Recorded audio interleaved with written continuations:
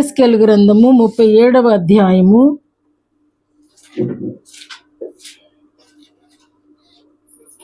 4వ వచనము. అందుకు ఆయన ప్రవచనం ఎత్తి, ఎండిపోయిన ఈ ఎముకలతో ఇట్లనుము, ఎండిపోయిన ఎముకలారా యెహోవా మాట ఆలకించుడి. చాలా ఎండిపోయిన ఎముకలారా యెహోవా మాట ఆలకించుడి. ఎలా అనిపిస్తుంది ఈ వాక్యం? ఎండిపోయిన ఎముకలారా యెహోవా మాట ఆలకించుడి. ఎండిపోయినవి అని అంటే ఏమనుకుంటాం మనం? జీవము లేదు అంటే వాటికి వినికిడి లేదు, స్పందన లేదు, నోరు లేదు, ఏమీ లేదు. మరి వాటిని దేవుడు వినమంటున్నాడు. ఇది చదువుతున్నప్పుడు కొంచెం ఆశ్చర్యంగా అనిపించింది. చాలాసార్లు ఇది చదవడం, మాట్లాడడం కూడా జరిగింది, కానీ ఇది నాకు తెలిసినప్పుడు ఈ మాట యెహోవా మాట ఆలకించుడి అనే మాట నాకు తెలిసినప్పుడు, ఫలానా అధ్యాయంలో ఉంది అన్నప్పుడు చదివినప్పుడు నేను ఎండిన ఎముకలారా యెహోవా మాట ఆలకించుడి అంటే ఈ సర్వ సృష్టిలో ప్రతిదీ కూడా అది ఎండిందా, పచ్చిదా, జీవము లేదా అన్నది లేదు. అది పక్షి అయినా పశువైనా ఏదైనా సరే దేవుని మాట వినవలసింది. అంటే దేవుడు మాట్లాడినప్పుడు ఖచ్చితంగా వినడానికి వాటికి చెవినిస్తాడు అనేది నాకు అర్థమైంది. అది ఎండిపోయినా చనిపోయినా, లాజరు చనిపోయి ఉన్నాడు కదా, అది 4వ రోజు. ప్రభు పిలిచింది ఎలా పిలిచారండి? లాజరు బయటికి రమ్ము. విన్నాడా లేదా? కాబట్టి ఆశ్చర్యం లేదు. ప్రభువు మాట్లాడినప్పుడు అది ఎండినా చనిపోయినా ఒకటే. ఆయనకి చచ్చినోడు బ్రతికినోడు కూడా ఒకటే. స్తుతుల విషయంలోనేమో చచ్చిపోయిన వాళ్ళు ఏం చేస్తారు? పాతాళంలో నీకు స్తుతి ఉందా అని వాక్యం చెప్తుంది. కానీ పాతాళంలో స్తుతి లేదు. ఎందుకంటే అక్కడికి వెళ్ళే వాళ్ళందరూ కూడా స్తుతికి వ్యతిరేకులే. ఇక్కడ యెహోవా మాట వినుము. ఈ అధ్యాయంలో 2-3 సార్లు తగులుతుంది కదా, జీవాత్మ. అది 2 పదాలా, 1 పదమా? జీవము, ఆత్మ. జీవము దేనికి సంబంధించింది? జీవం ప్రాణానికి, శరీరానికి సంబంధించింది. ఆత్మ హృదయానికి సంబంధించింది. అంటే ఈ ఇజ్రాయేలు ప్రజలు అనేవారు ఇప్పుడు జీవాత్మ అని పిలుస్తున్నాడంటే వాళ్ళు ఏమని అనుకోవాలి? వీళ్ళు నిజంగా చనిపోయారని అనుకోవాలా? ఏమండి? జీవము లేదు, ఆత్మ లేదు. అంటే చనిపోయారు. చనిపోయిన వాడికి కూడా తిరిగి లేచేటువంటి ధన్యత కొంతమందికి ఉంటుంది, అంతే కదా. దేవుడు అందరూ లేస్తారు. కొందరు జీవానికి, కొందరు మరణానికి, మళ్ళీ చావడానికి లేచేవారు కొందరు, చక్కగా మరలా జీవాన్ని స్వతంత్రించుకుని నిత్యము బ్రతికేవారు కొందరు ఉంటారు. ఏమన్నా కనిపించేస్తున్నానా? కాబట్టి ఇక్కడ వీళ్ళు ఈ చనిపోయినటువంటి ఈ లోయలో ఉన్నటువంటి ఇజ్రాయేలీలు వాళ్ళు అటు మానసికంగాను, ఇటు ఆధ్యాత్మికంగాను, అటు శారీరకంగాను చనిపోయిన వారు. అందుకని ప్రభు అంటున్నాడు, జీవాత్మ మీలోనికి జీవాత్మ రావాలంటే యెహోవా మాట వినము. ఇప్పుడు రెండోసారి ఉఫ్ అని ఊదాలంటున్నాడు ఆ దేవుడు. మొట్టమొదటిసారి ఆయన ఊపిరి ఊదాడు, కానీ ఇప్పుడు రెండవసారి ఆయన మరలా నేను ఊదుతాను అంటల్లా. ఆ భక్తుడితో అంటున్నాడు, నీవు నా మాట పలుకు, నేను చెప్పింది చెప్పినట్లుగా నువ్వు పలుకు. నేను జీవాత్మ రమ్ము అని నువ్వు పలుకు అని నేను చెప్తున్నా. నువ్వు కూడా యెహోవా జీవాత్మ రమ్మని నిన్ను అంటున్నాడు అని నువ్వు చెప్పు. దేవుడు చెప్తున్నాడు అనుకోకుండా ఈ భక్తుడే అంటల్లా. అక్కడ ఆయన చాలా చక్కగా అంటున్నాడు. ఇంకా అద్భుతమైన మాట ఇంకోటి ఏంటంటే 7వ వచనం, ఆయన నాకిచ్చిన ఆజ్ఞ ప్రకారము. తర్వాత 18వ వచనంలో ఆయన నాకు ఆజ్ఞాపించినట్లు. అంటే దేవుని మాట పలకాలంటే ఆయన ఏమి పలకమంటున్నాడో వినవలసినటువంటి ధర్మము భక్తుడికుంది. మోషే అలా విననొల్లని కారణం చేతే ఆ వాగ్దాన భూమిలో చేరలేకపోయాడు. ఆ చిన్న మిస్టేక్, అది మనకి చిన్నది, కానీ ఆయన చూసినప్పుడు, దేవుడు చూసినప్పుడు తను చెప్పింది చెప్పకపోయినా, తను పలికింది మార్చిన, అంటే దేవుడు చెప్పింది మార్చిన, దేవుడు చెప్పమన్నట్లు చెప్పకపోయినా అది రెండు ఒకటే. శిక్ష మాత్రం గట్టిగానే ఉంది. అందుకని అంటున్నాడు, ఆయన నాకేం ఆజ్ఞాపిస్తున్నాడు, ఆయన నాతో ఏమని ప్రవచించమంటున్నాడు, ఆయన ఆజ్ఞ ప్రకారము. ఈ భక్తుడి మాట వింటున్నాడా లేదా? వింటున్నాడా? యెహోవా మాట ఆలకించుడి. ఈరోజు బ్రతికున్న మనలో కూడా చాలామంది సమాధుల్లో ఉన్నట్టుగా ఉండేవారు ఉన్నారు. సమాధుల్లో ఏం లేదు? జీవం లేదు. సమాధుల్లో ఏమి లేదు? స్తుతి లేదు. సమాధుల్లో ఏమి లేదు? ఏమండి? ఆకారం లేదు కదా. ఒకసారి నేను ఈయన చనిపోయినప్పుడు సమాధి దగ్గరికి వెళ్తానన్నా.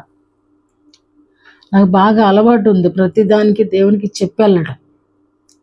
వెళ్తానంటే ఏమి చూస్తావని అడిగారు నన్ను. ఏం చూస్తావని అంటే అప్పుడు నేను అన్నాను, చనిపోయిన ఈయన్ని చూస్తానన్నా. అక్కడ లేదు, మన్ను అయిపోయింది, శరీరం మంటలో కలిసిపోయింది, ఎముకలేమో సమాధిలో ఉండిపోయినాయి, దయ్యాల్లో సమాధుల్లో ఏముంటాయో తెలుసా అన్నాడు దేవుడు. ఏముంటాయండి సమాధుల్లో? దయ్యాలు పట్టిన వాళ్ళు ఎక్కడ తిరుగుతారండి? సమాధుల్లో తిరుగుతారు. చాలామంది సమాధులకు పండుగ చేస్తారు. దరిద్రం బట్టి సమాధులకు పండుగ అంట. ఏమున్నాయండి అక్కడ? వాళ్ళ పేరు చెప్పుకుని దయ్యాలు తింటాయి అక్కడికి వచ్చి. వీళ్ళు పెట్టే పలహారాలు, వీళ్ళు వేసే దండలు, ఏమండి, వీళ్ళు వేసే అగరొత్తులు ఎవరికి పడుతున్నారండి? సమాధుల్లో జీవం దేవుని దగ్గరికి వెళ్ళిపోయింది, మన్నేమో మనలో కలిసిపోయింది. ఆ ఎముకలేమో మరలా దేవుడు వచ్చే కాలంలో ఆయన ఆజ్ఞ ప్రకారంగా అక్కడ ఎముకలన్నీ ఉండవండి. నేను తెరిచిన సమాధి కూడా చూశాను. ఆ హెయిరు, కట్టిన సిల్క్ చీర, ఈ పుర్రె మాత్రమే ఉంది. ఈ బాడీలో ఉన్న ఏ ఎముకలు లేవు. చనిపోయి 20 సంవత్సరాలు అయిపోయినటువంటి ఆ సమాధిని నేను చూసా విజయవాడలో. ఏమీ లేవు, పుర్రె మాత్రమే ఉంది. దేవుడు ఆజ్ఞాపిస్తే ఆ పుర్రెలోకి జీవం వస్తుంది, జీవాత్మగా నిలిచింది. సమాధుల్లోకి వెళ్ళకూడదండి. సమాధులకి దండాలు పెట్టకూడదు. చనిపోయిన వారికి దండలు వేయకూడదు. నిరీక్షణ ఉంటే వేయకూడదు. వాడు లేస్తాడు ఒకరోజు, వాడు నిద్రపోతున్నాడు, టేక్ రెస్ట్ కదా, గాఢ నిద్రలో ఉన్నాడు. ఏమండి? పీసు లేదు, గడిది గుడ్డు లేదు. మనమని చెప్తాం దానికి పీసు అని. చూసాము మనం ఎవరన్నా? ఏమండి? చచ్చిపోయిన ధనవంతుడు గురించి వ్రాయబడిన మాట, యాతన పడుతున్నాడట. లేదా మాట? యాతన పడుతున్నాడట.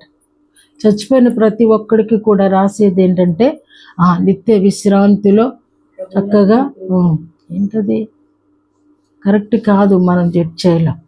వాక్యంలో చాలా అద్భుతంగా దేవుడు, ఇది సజీవ వాక్యము సజీవమైనది కాబట్టి ఇక్కడ అంటున్నాడు, యెహోవా మాట ఆలకించుము. ఆయన ఆజ్ఞ ప్రకారమే, ఆయన ప్రవచనం ఏ రీతిగా మాట్లాడమన్నారో అలాగనే, అలా మాట్లాడని వాడికి కీడు కలుగుద్దండి. అలా కల్పించి ఒక వచనం తెలిస్తే మాట్లాడాలి. మనమైనా సరే ఆ వచ్చిన తెలవనప్పుడు దానికి చివరో మొదలు తీసేయకూడదు, తప్పు. వాక్యం చెప్తుంది దానికంట సున్నా అయినా అక్షరం కాదమ్మా, సున్నా అయినా పొల్లైనా కలపడం కానీ తీసివేయడం కానీ చేయకూడదు. అలాంటి వాడికి శాపం వస్తుందంట. వాక్యము సజీవము కాబట్టి ఆయన ఏమి మాట్లాడుతున్నాడో భక్తుడు ఆలకించవలసినటువంటి అవసరత ఉన్నది. అంటే ఎంత జాగ్రత్తగానో భక్తుడు ఆలకించాలి.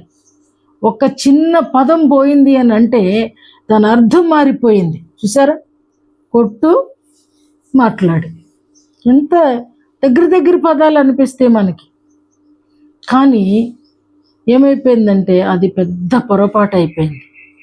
దేవుణ్ణి అవమానపరిచినట్టు.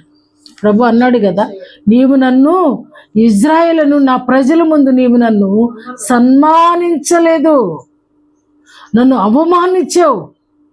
కాబట్టి నీకు కూడా ఏంటంటే ఎంత నడిపించిన నాయకుడు అయిన నీకు ఏమిస్తున్నాను? నీకు అవమానాన్ని ఇస్తున్నాను. నువ్వు నడిపించిన వాళ్ళు వెళతారు కానీ నీవు మాత్రం దేవుణ్ణి అంటున్నాడు. ఎంత లింకో చూసారా?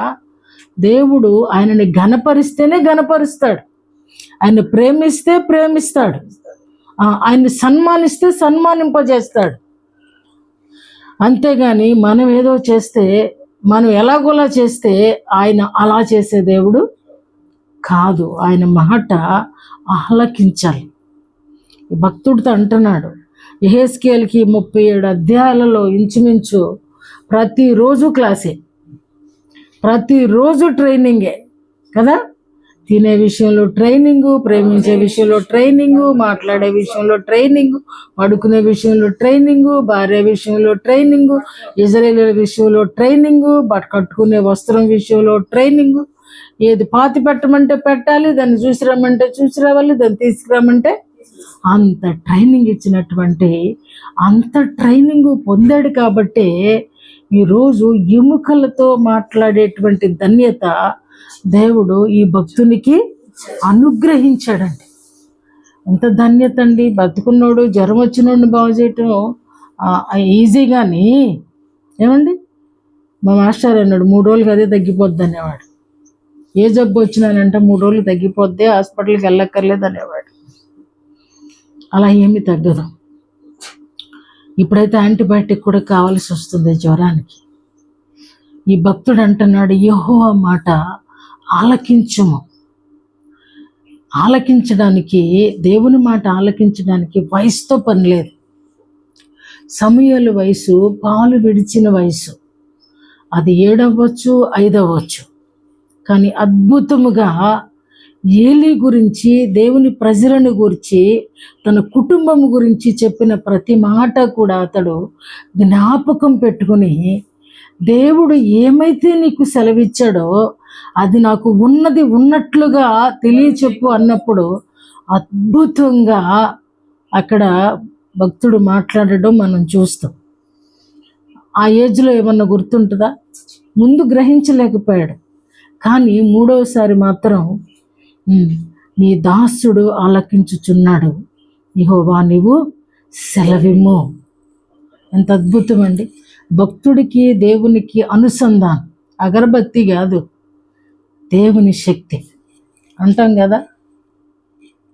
దేవుని శక్తి. దేవుడు ఏ మనిషితో ఏ టైంలో మాట్లాడినా దాని అర్థం మార్చి మాట్లాడకూడదు. ఒకవేళ మనం మర్చిపోతే పదాలు మారొచ్చు, కానీ దాని అర్థాన్ని మాత్రం గ్రహించాలి.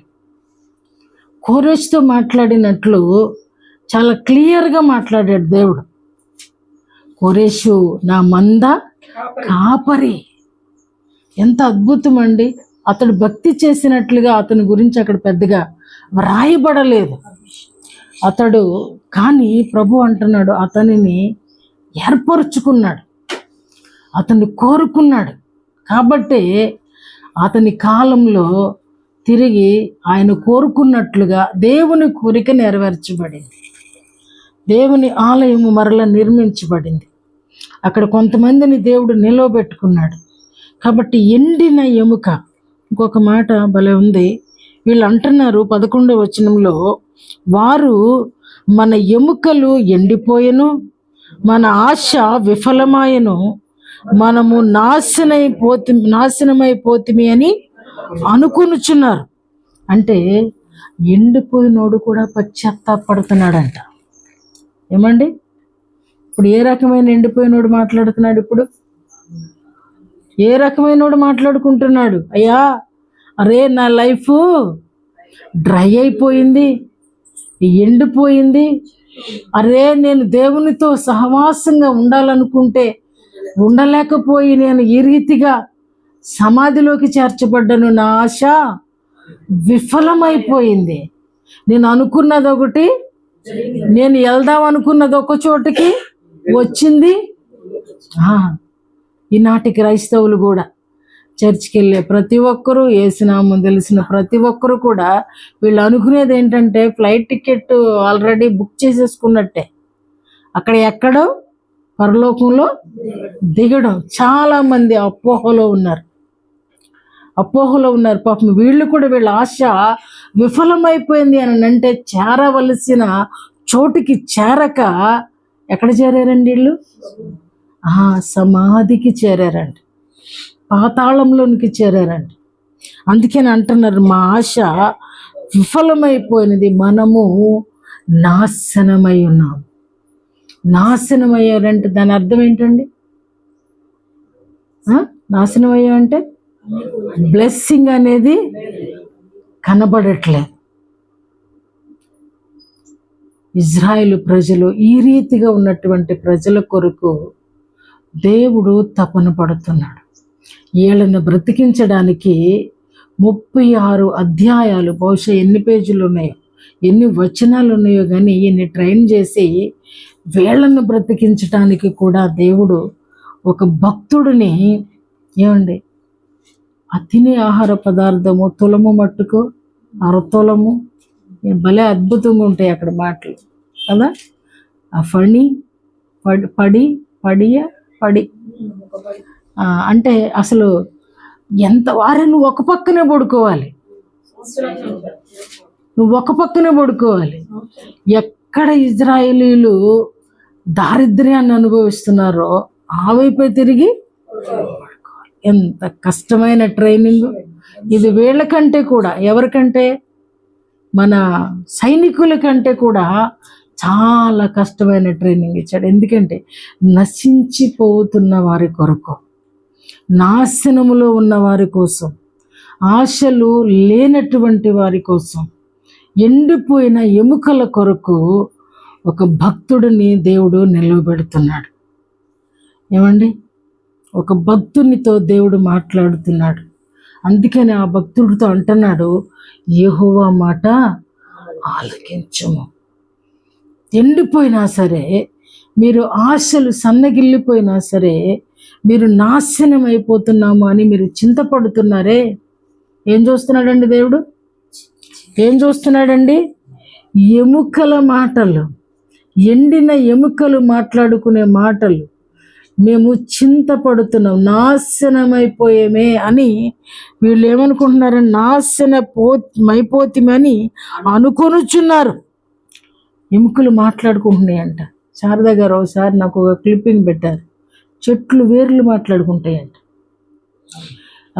చెట్లు కుండీల్లో పెట్టొద్దు, మమ్మల్ని భూమి మీద పెట్టండి, ఆ వేళ్ళు పాకి అవి ముచ్చట్లాడుకుంటాయంట. ఆ చదివినప్పుడు నాకు కూడా చాలా ఆశ్చర్యంగా అనిపించింది. అంటే ఇక్కడ కూడా ఈ ఎముకలు, ఈ లోయలో ఉన్నటువంటి ఎముకలు, పైకి ఎక్కి రాలేనటువంటి పరిస్థితుల్లో ఉన్న ఎముకలు, జీవాత్మలను కోల్పోయిన ఎముకలు మాట్లాడుకుంటున్నాయి అంట. సజీవులమై మనమేమనుకుంటామంటే, నేను చాలా బాగున్నాను, నా భక్తి చాలా బాగుంది, నేను ఇతరులకి ఆశీర్వాదకరంగా ఉన్నాను, నేను మాట్లాడేదంతా కరెక్టే, నేను మాత్రమే కరెక్టు, నేను మాత్రమే బాగా చెప్పగలను, ఆత్మ వాళ్ళందరికీ కూడా ఏమీ చేత కాదు అని అనుకుంటారు. కానీ అందరూ అలా అనుకుంటారని నేను అనుకోను. కానీ కొన్ని హృదయాల్లో ఇలాంటి అతిశయం ఉంటుంది. ఎప్పటికీ కూడా ఆత్మలో ఎదుగుదల ఆ జీవికి ఉండనే ఉండదు. ఆ జీవికి ఎప్పటికీ ఉండదండి. ఎందుకంటే ఆ ఆశ వాళ్ళని ఎక్కడికి తీసుకెళ్తుందంటే ఆకాశానికి ఎక్కించేస్తుంది. అక్కడి నుంచి ఎప్పుడు పడతాడని చూడాలే కానీ అక్కడికి ఎక్కిన వాడు ఎప్పుడు కూడా క్రిందని చూడడు. క్రిందనున్నవాడు పైన చూస్తాడు. ఎందుకనంటే ప్రభువా, నేను ఏ పాటిదానయ్యా, నేను ఎంతటి వాడనయ్యా. ఆ భక్తుడు అంటాడు కదా, నా కుటుంబము ఏ పాటిది, నీ సన్నిధిలో నిలుచుటకు నా కుటుంబము ఏ పాటిది, నన్ను జ్ఞాపకము చేసుకొనుటకు నేను ఏ పాటివాడు. ఈనాటి ఆలోచన కలిగిన వాడు ఎప్పుడైనా సరే ఊహల్లోనేమో అండర్ గ్రౌండ్లో ఉంటాడు, దేవుని ఆలోచనలోనేమో ఆకాశపు అంచున ఉంటాడు. ఈ ఎముకలు మాట్లాడుకుంటున్నాయి అంట, అరే మేము నాశనమైపోయాము. కానీ ప్రభు ఈ మాటలు విని అంటున్నాడు, నరపుత్రుడా, నీవు ప్రకటన చేయి, నీవు ప్రవచించు, ఆ ఎముకలు మరలా జీవం పొందుకుంటాయి. ఇక్కడ అంటున్నాడు 14వ వచనంలో అన్నారు, మీరు బ్రతుకున్నట్లు నా ఆత్మను మీలో ఉంచి, మీరు బ్రతుకున్నట్లు నా ఆత్మను మీలో ఉంచి. మరి ఇక్కడికి వచ్చేసరికి ఇప్పుడు దాకానేమో సమాధుల్లో ఉన్నారు, జీవాత్మ అన్నాడు. మరి ఇక్కడేంటి ఈ మాట అంటున్నాడు, మీరు బ్రతుకున్నట్లు నా ఆత్మను మీలో ఉంచి. అంటే వీళ్ళని బ్రతికించాడంటారా? శారీరకంగా బ్రతికించాడు, ఆత్మలో కూడా బ్రతికించాడు. అంటే వాళ్ళ మూలుగులు దేవుడు విన్నాడండి. ఎముకలో జీవం ఉంది అనొచ్చా? ఇప్పుడు నిరీక్షణ కలుగుతుందా? ఆ ఉన్న ఎముకకే దేవుడు జీవాన్ని పంపించి, ఏమండి, అందుకే మనము సమాధుల్లో ఉంటాం, సమాధి చేస్తాం, కాల్చిపడేయి. కాల్చేసిన దానిలో కూడానంట ఎక్కడొక చోట ఒక పరమాణువున్న దానిలో జీవం వెళ్ళి ఆ వ్యక్తిని నిలబెడుతుందంట. మనిషి ఎంత కాలిపోయినా సరే దానిలో అక్కడ ఉన్నటువంటి దానిలోనే దేవుడు నిలబెడతాడు. ఎందుకంటే ప్రతివానికి శిక్ష ఉంది, ప్రతివానికి రక్ష ఉంది. కాబట్టి ప్రతి ఒక్కరికి మన నిరీక్షణ ఏంటంటే ఒకరోజు ఆ ఎముకలలోనికి జీవం వస్తుంది. కాబట్టి మనము సమాధి చేస్తాం. అది అందుకే ప్రభు కూడా అన్నాడు, మట్టికి చేరిద్ది అన్నాడు. కాబట్టి ఈరోజు నిజంగా యెహోవా మాట ఆలకించుము. ఈ సంవత్సర కాలం అంతా కూడా మనం జ్ఞాపకం చేసుకున్నప్పుడు ఎన్ని మారులు ఆ ప్రభువుని గురించి వ్రాయబడుతుంది. లూకాసు వార్త 23వ అధ్యాయంలో ఒక మాట ఉంటుంది, పచ్చిమ్రానుకే ఇలాగు చేసిన ఎడల, 31వ వచనం, పచ్చిమ్రానుకే ఇలాగు చేసిన ఎడల అంటే ఎండిపోయినటువంటి మనకు ఇంకేం చేయాలా? మన విషయంలో ఏం చేయాలా? ఏమండి, ఆయన పాపం లేనివాడు, పచ్చిమ్రాను అని అంటే జీవము ఉన్నవాడు, జీవము కలిగినవాడు, జీవమిచ్చువాడు కదా. అలాంటి ఆయనకే మనుషులందరూ కూడా ఒక ఎండిపోయిన వ్యక్తికి చేసినట్లుగా చేశారు. మరి మన విషయంలో ఇంకేమి చేస్తారో అని అక్కడ భక్తుడు వాపోతూ ఉంటాడు. దేవునికి ఇలా చేశారు, మరి మనుషుల విషయంలో దేవుడు ఇంకా ఎలాగ చేయగలడు, ఎలాగ చేయొచ్చు? అలా చేయదలుచుకుంటే ఈ లోకంలో ఎవరైనా మానవుడు అనేవాడు మిగులుతాడా? మానవుడు అనేవాడు సజీవుడిగా ఉంటాడా? ఉండే అవసరము, ఉండే అధికారం అనేది ఎవరికి ఉండదు. సృష్టిని చేసినప్పుడు మొట్టమొదటి అధ్యాయములు అంటాడు కదా, పగటిని ఏలుటకు సూర్యుని, రాత్రిని ఏలుటకు చిన్న జ్యోతిని చేశాను అని ఉంది. తర్వాత ప్రక్కన ఏమని ఉంటుందంటే, ఈ భూ జంతువులన్నింటినీ ఏలుటకు మనుష్యుని చేశాడు, ఏలటానికి చేశాడు. కానీ మానవుడేమో ఏం తెచ్చుకున్నాడండి? ఏలమంటే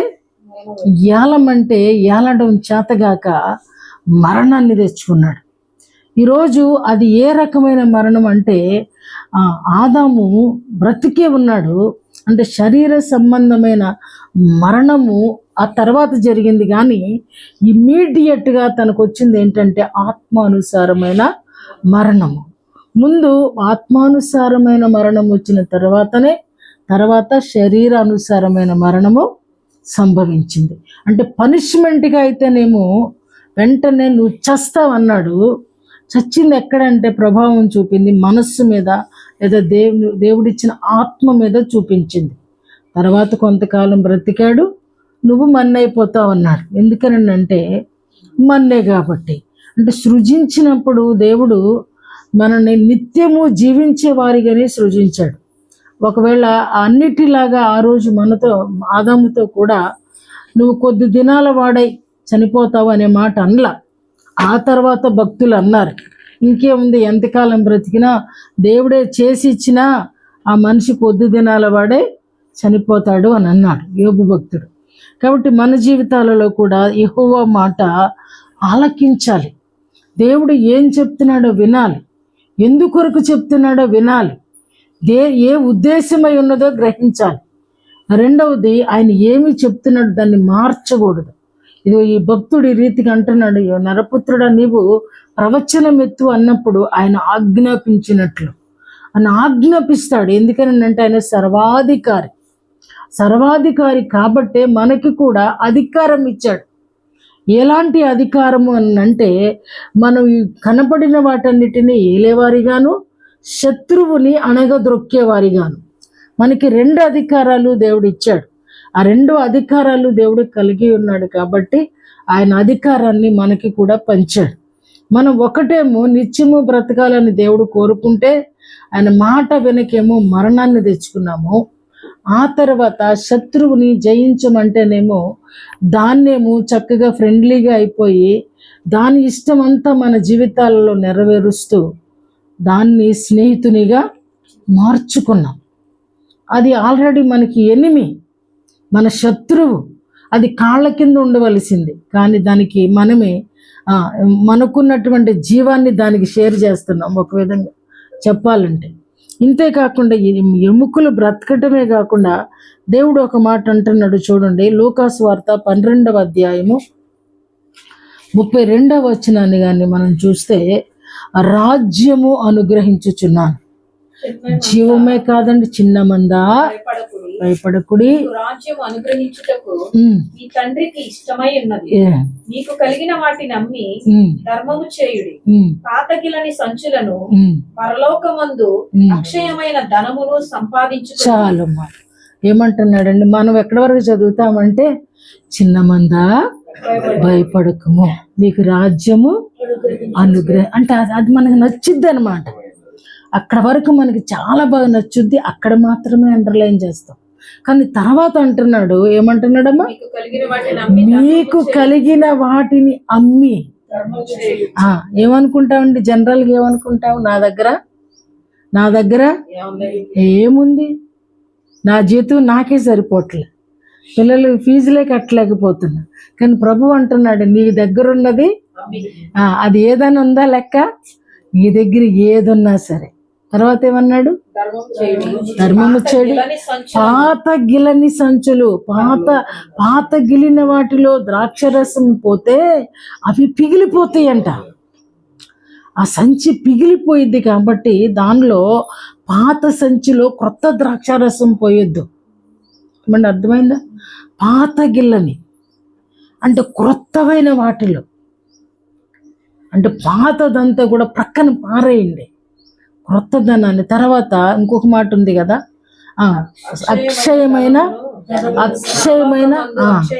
అక్షయమైపోయే ధనాన్ని నువ్వు దానం చేస్తే దానికి దేవుడంట పాడవ్వని ధనాన్ని దేవుడు ఇస్తాడంట. కాబట్టి నీ దగ్గర ఉన్నటువంటి పిసినారితనాన్ని పక్కన పెట్టి అది దేవునికి ఇచ్చిన, దానం చేసిన, ఏదైనా సరే దేవునికి ఇష్టమైందే, 2 దేవునికి ఇష్టమైతే. అయితే దేవుని తీసుకెళ్ళి కొంతమంది ప్రముఖులు, ప్రబుద్ధులు చాలామంది ఉంటారు, ఆ దేవుడిది అన్నటువంటి దశమ భాగాన్ని తీసి నచ్చిన వాళ్ళందరికీ పంచుతారు. మాకు ఒక తెలిసిన ప్రబుద్ధురాలు ఉంది, ఆమె చెప్తా ఉంటుంది నాకు అప్పుడప్పుడు, అదంట పేద పాషలందరికీనంట ఏమో దానం చేసిద్దంట.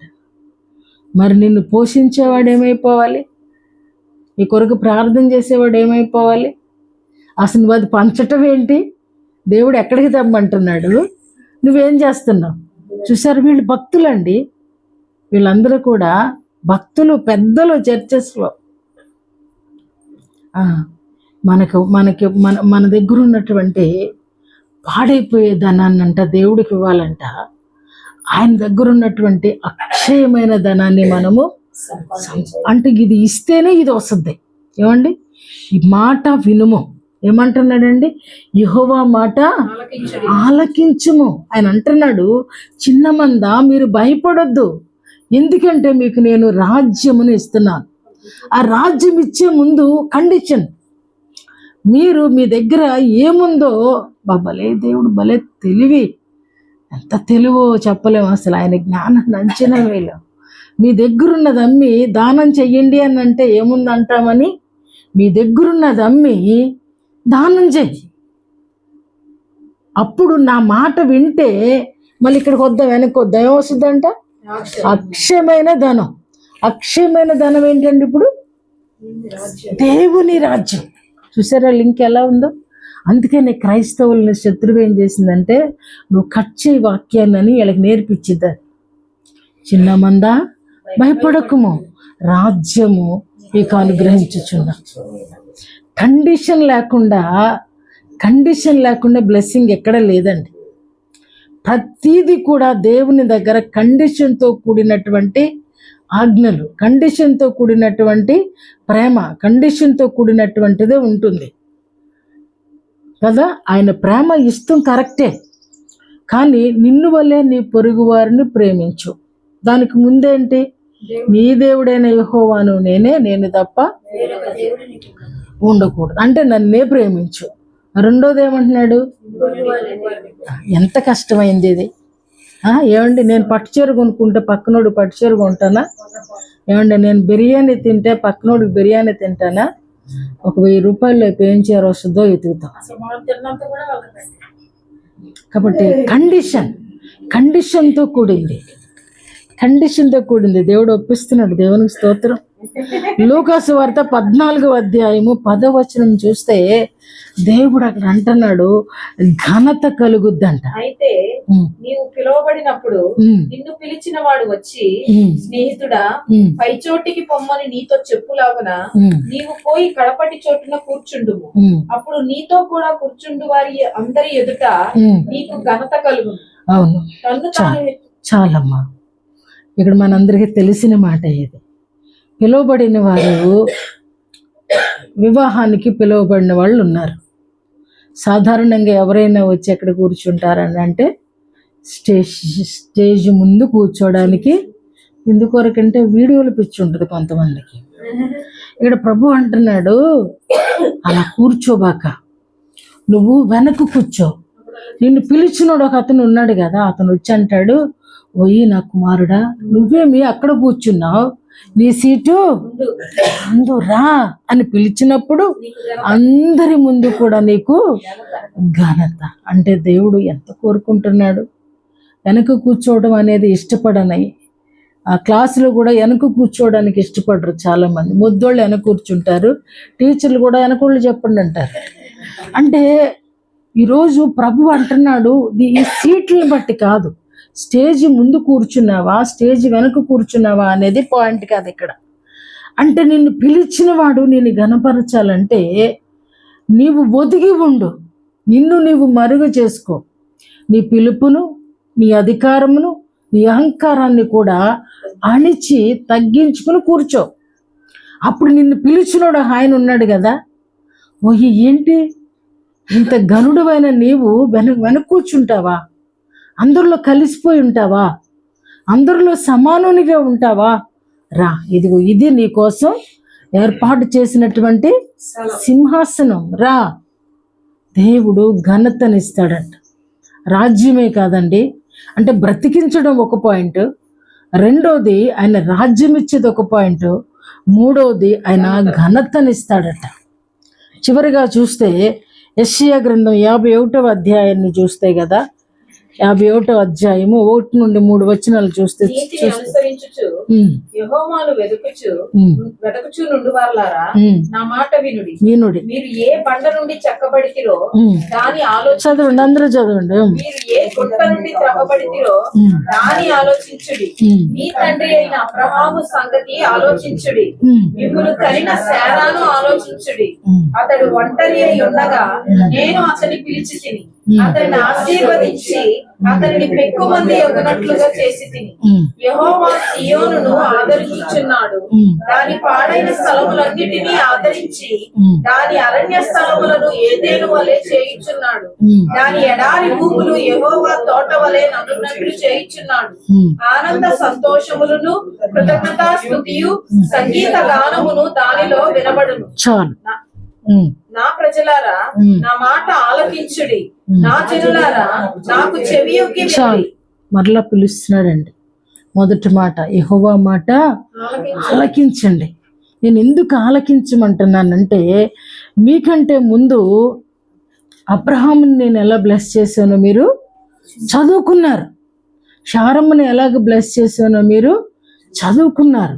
మీరు ఏ గుంట నుండి చెక్కబడ్డారు? ఏమండి, అదేనా ఉంది? ఏ బండ నుండి చెక్కబడ్డారు? ఏ గుంట నుండి? ఎవరి నుంచి వచ్చాం మనము? అబ్రహాము సంతానం కదా. సమస్త వంశములు ఆయన ద్వారా ఆశీర్వదించబడును. విశ్వాసులకు తండ్రి, అంతగా నేను అతనిని ఆశీర్వదించా. కాబట్టి అక్కడి నుండి వచ్చినటువంటి మీరు పేరుకి దేవుని సంతానమైనను మనకి అబ్రహాము సంతానముగా దేవుడు మనల్ని ఏర్పరచుకున్నాడు కదండి. అబ్రహామును బట్టి ఇస్సాకు, ఇస్సాకును బట్టి ఇజ్రాయేలును బట్టి నిజంగా మనకు ఆ ధన్యతనిచ్చాడు. కాబట్టి మీరు నా మాట వింటే పాడైన స్థలములన్నింటినీ ఆదరించి దాని అరణ్య స్థలములను ఏదేను వలె చేయుచున్నాను. దాని ఎడారి భూములు యెహోవా తోట వలె అగునట్లు చేసిన. అక్కడ ఎప్పుడు కూడా సంతోషం అంటే ఏడుపు, పండ్లు కొరుకుట, విచారము, దుఃఖము, ఆర్థిక ఇబ్బందులు, అనారోగ్య పరిస్థితులు అక్కడేమీ ఉండవు. ఎప్పుడో తెలిసిన యెహోవా మాట ఆలకించు. మరలా బ్రతిమలాడుతున్నాడు దేవుడు. యెహోవా మాట ఆలకించు. నా ప్రజలారా, నా మాట ఆలకించుడి. నా జనులారా, నాకు చెవియొగ్గుడి. ఉపదేశము నా యుద్ధ నుండి బయలుదేరును. ఈ సంవత్సరం అంతమున ప్రభు అంటున్నాడు, యెహోవా మాట సరే. మీరు నా మాట విన్నా వినకపోయినా 12 నెలలు మిమ్మల్ని నేను విన్నంటే ఉన్నాను. మిమ్మల్ని నడిపించా. మీ కష్టాలు చూసా, మీ ఇరుకులు చూసా, మీ ఇబ్బందులు చూసా, మీ ప్రతి పరిస్థితిని నేను చూసా. కానీ ఈ చివరిలోనైనా మీరు సంపూర్ణమైనటువంటి సంతోషాన్ని, ఆనందాన్ని, కృతజ్ఞతాస్తుతులన్న చెల్లించాలి. ఇంకెన్ని వారాలు ఉందండి మనకి? ఒక 2 వారాలు ఉంది. బ్రతులాడుతున్నాడండి దేవుడు. నా మాట నా జనులారా, నా ప్రజలారా, నా కుమారులారా అని ప్రభు బ్రతులాడుకుంటున్నాడు. దేవుని మాట ఆలకిస్తే నిజంగా ఆ ఇంటిలో కృతజ్ఞతాస్తుతి ఉంటుంది. ఎప్పుడు కృతజ్ఞతాస్తుతులు చెల్లిస్తాం? మంచి జరిగినప్పుడల్లా కదా. రోజు బ్రతికించినందుకు ఎవరైనా థ్యాంక్స్ చెప్తారా? చాలా తక్కువ మంది కదా. అది గుర్తురాదు మనకి అసలు. ఏదైనా మనకి ఒక ఇల్లు ఇస్తేనో, ఓ బండి ఇస్తేనో, లేదా ఉద్యోగం ఇస్తేనో, లేదన్నా కొంచెం ఆరోగ్యం వస్తేనో, మన ఇంటికి ఎవరో చుట్టాలు రాకుండా ఉంటేనో కదా. దీన్ని కూడా చెప్తారా కృతజ్ఞతాస్తుతులు? ఆదివారం ఎవరో రాకపోతే చెప్తానండి నేను కృతజ్ఞతాస్తుతులు. నాకేమి డిస్టర్బెన్స్ లేదు ప్రభువా, మీకు స్తోత్రం. సండే ఆరాధన అయిపోయే వరకు ఎవరు ఉండకూడదు అనిపిస్తుంది. ఆరాధన వెంటనే అనిపిస్తుంది ఇంట్లో అందరూ ఉంటే బాగుండు అని. ఎందుకంటే ఇక నాకు కాళ్ళు రాదు, చేతులు రాదు. అటు ఆయన మాట ఆలకించుడి. ఆయన మాట ఆలకిస్తే మనం బ్రతుకుతాం. 58వ అధ్యాయాన్ని కూడా చూద్దాం. యెషయా గ్రంథం చివరి మాట 58వ అధ్యాయము 11వ వచనమమ్మ. యెహోవా నిన్ను నిత్యము నడిపించును. క్షామకాలమున ఆయన నిన్ను తృప్తిపరిచి నీ ఎముకలను బలపరచును. నీవు నీరు కట్టిన తోటవలెను, ఎప్పుడునూ ఉబుకుచుండు నీటి ఊటవలెను ఉండెదవు. పూర్వకాలం నుండి పాడైపోయిన స్థలములను నీ జనులు కట్టెదరు. అనేక తరముల క్రిందట పాడైపోయిన పునాదులను నీవు మరలా కట్టెదవు. విరువబడిన దానిని బాగు చేయువాడవనియు, దేశములో నివసించినట్లుగా త్రోవలు సిద్ధపరచువాడవనియు నీకు పేరు పెట్టబడు. చూసారా ఎంత అద్భుతమైన ఆశీర్వచనపు మాటలు. ఆయన మాట వింటేనంట అంటున్నాడు కదా, తాళక బోర ఊదినట్లు ఎలుగెత్తి బిగ్గరగా కేకలు వేయండి. ప్రభు న్యాయ విధిని అనుసరించండి, నా మాట వినండి, నా మార్గాలు తెలుసుకోండి, నా న్యాయ తీర్పులు తెలుసుకోండి అంటున్నాడు ఇక్కడ.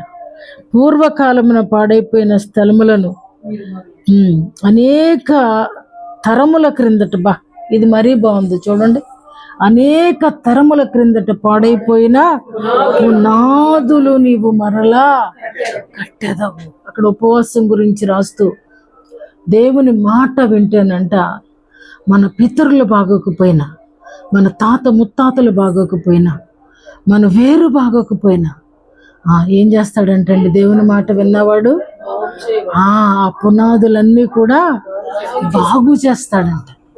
70 సంవత్సరాలు యెరూషలేము పునాదుల్ని గదిపేశారు, అగ్ని వేసి కాల్చేశారు అంటున్నాడు ఆయన. పునాదులు బాగు చేశాడంట. అగ్గయ్య అంటాడు, పోయిన చోట్లల్లా బాగు చేశాడంట. ఇక్కడ మన పునాదులు పాడైపోయినా, పోయిన చోట్లే పాడైపోయినా దేవుడు ఈరోజు అంటున్నాడు బాగు చేస్తా అంటున్నాడు. కాబట్టి అంటున్నాడు యెహెజ్కేలుతో, నా మాట విను, ఎండిన ఎముకలరా యెహోవా మాట ఆలకించుడి. ఓవేళ నిజంగా పచ్చి మ్రానుగా ఉన్న దేవునికి స్తోత్రం, నిజంగా జీవము కలిగిన వ్యక్తిగా ఉంటే మరీ స్తోత్రం, జీవాత్మ లేని వ్యక్తిగా ఉంటే ఈరోజు ప్రభు అంటున్నాడు యెహోవా మాట ఆలకించు. ఆ జీవాత్మ లేకుండా జీవం కలిగి ఉన్న కొన్నిసార్లు మనం చాలా బాగున్నాం అని అనుకుంటాం. అందుకని త్రాసులో తూచుకో అంటాం, నీ కొలత వేసుకో అని అంటాం, ఎన్ని రోజులు నీ మార్కులు నువ్వు వేసుకో అని చెప్పేది అందుకే. కాబట్టి ఈరోజు ప్రభు యెహోవా మాట ఆలకించుము, యెహోవా ఆజ్ఞ ప్రకారము నడుచుకో. యెహోవా ఈరోజు ఎముకలన్నీ బ్రతికాయండి. ఇక్కడ ఏమండి, ఆ లోయలో ఉన్న పాట పాడతాం కదా మనం ప్రతివారం, ఎముకల లోయలోన గొప్ప సైన్యముని చూడగా ఏమండి అధికారము దయచేయుమా. అధికారం అండి, ఏమిచ్చాడు మనకి? ఏలే అధికారం. ఈరోజు యెహెజ్కేలుతో మాట్లాడుతున్నాడు, నేను పలికిన మాట నువ్వు పలికితే ఆ గొప్ప సైన్యంగా వాళ్ళు ఆ లోయలో నిలబడి బయటకు వస్తారు. వాళ్ళు ఇజ్రాయేలు ప్రజలు మేము నాశనం అయిపోయామని మొరపెడుతున్నారు. వాళ్ళ నాశనాన్ని వాళ్ళు గ్రహించారు. మేము బాగున్నామని అనుకోవట్లే వాళ్ళు. అరే మనం దేవుని ప్రజలమే, దేవుని బిడ్డలమే, దేవుని చేతి వ్యవసాయమై ఉన్నవారమే. అరే మనమేంటి ఈ లోయలో ఈ రీతిగా నశించిపోవడము, అరే మనం ప్రభుతో ఉండవలసిన వాళ్ళమే, నా ఆశ అంతా సన్నగిల్లిపోయిందని ఎండిన ఎముకలు మొర్రపెడుతున్నాయి. కాబట్టి నువ్వు ప్రవచనం ఎత్తి ఎండిన ఎముకలలో జీవాత్మ వచ్చినట్లుగా నువ్వు నా మాట చెప్పు. భక్తుడు ఆ రీతిగా ప్రవచనం ఇచ్చినప్పుడు తప్పకుండా ఆ లోయలో గొప్ప సైన్యము అక్కడ దేవుడు యెహెజ్కేలు భక్తుడు చూస్తున్నాడండి. యెహెజ్కేలు భక్తుడు ఆ రీతిగా అంత భక్తిపరుడుగా ఉండడానికి కారణం ఏంటంటే ఎండిపోయిన వాటిలోనికి దేవుడు జీవాన్ని నిలపడానికి. ఈరోజు మన జీవితాల్లో కూడా చచ్చినోళ్ళని బ్రతికించలేకపోవచ్చు, కానీ బ్రతికున్న వాడికి సన్మార్గాన్ని గురించి చెప్పేటువంటి ధన్యత దేవుడు మనకిచ్చాడు. నిజంగా కౌంట్ చేసుకోండి, ఈ సంవత్సరంలో నేను ఎవరికి సువార్త చెప్పి ఒక్క వ్యక్తిని నేను ఆకర్షించాను, ఒక్క వ్యక్తికి నేను సువార్త ప్రకటించాను. ఈ సంవత్సరంలో పర్సనల్గా నేను వాళ్ళతో మాట్లాడాను. పర్సనల్గా నా దేవుడు గొప్పని చెప్తాం. అతనిని ఆకర్షించి ప్రతిసారి కన్సర్న్ కలిగి, ఏమండి, ఒక వ్యక్తిని సంపాదించుకున్నావా? ఒక వ్యక్తిని సంపాదించుకుంటే ఇందాక అంటున్నాడు అక్షయమైన ధనము. అక్షయమైన ధనం ఆయన రాజ్యానికి తీసుకొని పోయేది అక్షయమైన ధనం. ఆ ధనము ఒక వ్యక్తిని రక్షించడమే, ఒక వ్యక్తిని దేవుని వైపు నడిపించడమే. మనమేమనుకున్నాం, ఇక ధనం అంటే రాజ్యం అనుకున్నాం. ఉట్టు చేతులతో వెళ్తావా? పెండ్లి కుమారుడి దగ్గరికి పెళ్ళికి వెళ్ళి ఊరికే తినొచ్చేసేవాళ్ళు కొంతమంది ఉంటే ఉండొచ్చు, కానీ ఈ పెళ్ళిలో అలా కాదండి. ఈ వివాహంలో అలాగ ఉట్టి చేతులతో వెళ్ళడానికి లేదు. ప్రశస్తమైన వస్త్రములు వెళ్ళాలా. నువ్వేమి సంపాదించావో బహుమతులుగా అవి తీసుకొని దేవుని దగ్గరికి ఆ ఉట్టి చేతులతో వెళితే ఏమన్నాడండి, ఒక్క తలాంతు, ఆయన ఇచ్చిన తలాంతుని మాత్రమే తీసుకొని రుమాలలో కట్టి బిగించి భూమిలో దాచిపెట్టిన వాడితో దేవుడు అంటున్నాడు, ఏమన్నాడు, బలా నమ్మకమైన మంచి దాసుడా, నేను ఇచ్చింది నాకు చేతకాక భూమిలో అన్నాడండి దేవుడు. చెడ్డ దాసుడా, ఎక్కడికి విసిరేశాడండి అతన్ని? పండ్లు కొరుక్కుని. ఏమండి, కాబట్టి నిన్ను నీవే రక్షించుకుని వెళ్ళడం వల్ల నీకేమి సంతోషం అనేది పరలోకంలో కూడా జనరల్లోనే. పరలోకంలో ఇక్కడేమో ఫస్ట్ క్లాసు సెకండ్ క్లాసులు ప్రయాణానికి, అక్కడికి వెళ్ళిన తర్వాత జనరల్లో మందలు ఉంటారంట. అక్కడ ప్రభువుని చూసే ధన్యత లేదట, అక్కడ ప్రభువుని ఆరాధించే ధన్యత లేదంట. గవిని దాటేవంతవరకే. ఎందుకంటే అక్కడ వాళ్ళు అనుకుంటారంట, ఇక్కడ కాకుండా నరకానికి పోయినా బాగుండు, ఏముంది ఇక్కడ అనుకుంటారంట. అంటే ప్రక్కనేమో అద్భుతమైనటువంటి ఆరాధన, వీళ్ళేమో దాన్ని చూడలేని అనుభవించలేనటువంటి పరిస్థితులు కదా. నిన్న శుక్రవారం చదువుకు అనుభవించాలట, అదే కదా, ఆ మాటే కదా చదివాం మొన్న. ప్రభువుని అనుభవించాలంటే అంతగా హత్తుకోవాలి, అంతగా ఆయన్ని సేవించాలి, అంతగా సబ్మిట్ అయిపోవాలి. కాబట్టి ఉట్టి చేతులతో వెళ్తావో, చెదరని ధనముతో అక్షయమైన ధనాన్ని చేత పట్టుకుని వెళ్తావో, దేవుని రాజ్యం అయితే ఆయన మన అందరి కొరకు సిద్ధపాటు చేస్తున్నాడు. ఆ రాజ్యంలో ప్రవేశించడానికి ఒట్టి చేతులతో వెళ్తే అలెగ్జాండర్లానే ఉంటుంది అప్పుడు కదా. కాబట్టి ఆలోచించుకొని యెహోవా మాట ఆలకించు. దేవుని మాట ఆలకించినప్పుడు ఆయన మనల్ని బ్రతికించడమే కాదు, ఆయన ఆత్మతో నింపడమే కాదు, ఆయన రాజ్యం ఇవ్వడమే కాదు, ఇంకొక మాట ఏం చెప్పానండి, ఆయన రాజ్యం ఇవ్వడమే కాదు, ఘనతను ఇవ్వడమే కాదు. ఆ తర్వాత ఏం చేస్తాడంటే, చాలా కాలము క్రితము పాడైపోయినటువంటి పరిస్థితులన్నిటినీ బాగు చేస్తాడు. మన పితరులు ఒకవేళ అట్టి వారు కానప్పటికీ కూడా మన పునాదులనైనా బాగు చేస్తాడు. ఎప్పుడు అంటే యెహోవా మాట వినినప్పుడు, మన దేవుని మాట ఆలకించినప్పుడు. ప్రభు అంటున్నాడు, జనములారా నా మాట ఆలకించండి, నా ప్రజలారా నా మాట ఆలకించండి. కాబట్టి హెచ్చరికగా ఈ సంవత్సరంలో చివరి మాటలుగా యెహోవా మాట ఆలకించటం మనకి మంచిది అని జ్ఞాపకం చేస్తూ ఈ మాటలు నేను ముగిస్తున్నాను. ప్రభు తన మాటలు దీవించునుగాక. ఆమేన్.